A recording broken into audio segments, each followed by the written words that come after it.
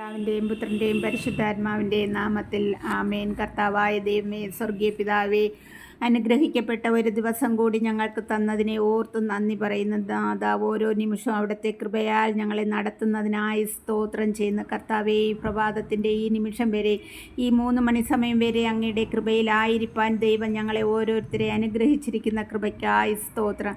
കർത്താവായ യേശുനാഥ, മനുഷ്യ മക്കൾക്ക് വേണ്ടി അവിടുന്ന് സഹിച്ച പീഡകളെ ഓർത്ത് പ്രാർത്ഥിക്കുന്നു. ഞങ്ങളെ വീണ്ടെടുക്കുന്നതിനായി അവിടുന്ന് കയറിനാൽ കെട്ടപ്പെടുകയും കുന്തത്താൽ കുത്തപ്പെടുകയും ആണികളാൽ തറയ്ക്കപ്പെടുകയും മുൾക്കിരീടം ചൂടുകയും കല്ലും മുള്ളും നിറഞ്ഞ വഴികളിലൂടെ മരക്കുരിശാൽ വലിച്ചിഴക്കപ്പെടുകയും അവസാന തുള്ളി രക്തവും ജലവും ഒഴുക്കി പാപികളായ മനുഷ്യമക്കളെ അവിടുന്ന് വീണ്ടെടുത്തതിനെ ഓർത്ത് ഈ കരുണയുടെ സമയം കർത്താവേ, അങ്ങയോടടിയൻ പ്രാർത്ഥിക്കുന്നു. ഞങ്ങളുടെ മേൽ കരുണയായിരിക്കണമേ ഈശോനാഥ. ഞങ്ങൾ ആരും അങ്ങിൽ നിന്ന് നഷ്ടപ്പെടുവാൻ ഇടയാകാതെ വണ്ണം അവിടുന്ന് ഞങ്ങൾക്കായി വാഗ്ദാനം ചെയ്തിരിക്കുന്ന പരിശുദ്ധാത്മാവിനാൽ ഞങ്ങളെ നടത്തുമാറാകണമേ.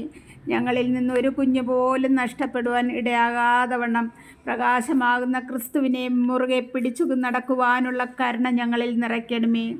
കർത്താവേ, ഇന്ന് തിരുവചനം ധ്യാനിച്ചു വായിക്കുവാനെടുത്തത് സങ്കീർത്തനങ്ങളുടെ പുസ്തകത്തിൽ നിന്ന് 119 അധ്യായം 1 മുതൽ 176 വരെയുള്ള വാക്യങ്ങൾ വായിച്ചു. നമ്മെ കൂടുതലായി ദൈവവചനത്തോട് അടുപ്പിക്കുന്നതാണ് ഓരോ വാക്കും. 127 വാക്ക് സങ്കീർത്തനക്കാരൻ പറയുന്നത് ഇപ്രകാരം: ഞാൻ സ്വർണത്തെയും തങ്കത്തെയും അധികം സ്നേഹിക്കുന്നു എന്നാണ് പറയുന്നത്. 101 വാക്ക് ഇപ്രകാരം പറയുന്നു: അങ്ങയുടെ വചനം പാലിക്കുവാൻ വേണ്ടി ഞാൻ സകല ദുർമാർഗങ്ങളിൽ നിന്നും എൻ്റെ പാദങ്ങൾ പിൻവലിക്കുന്നു.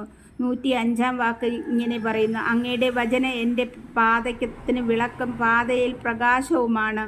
എൻ്റെ പ്രിയ സഹോദരങ്ങളെ, ഈ വചനം വായിച്ച് ധ്യാനിച്ചപ്പോൾ നാം ഓരോരുത്തരും സ്വർണം എന്ന് കേട്ടാലും തങ്കം എന്ന് കേട്ടാലും അതിൻ്റെ പിന്നാലെ പോകുന്നവരാണ് നാം ഓരോരുത്തരും. അങ്ങനെ ജീവിക്കുന്ന നമ്മിൽ പരിശുദ്ധാത്മാവ് ഇല്ലാതെയായി തീരും.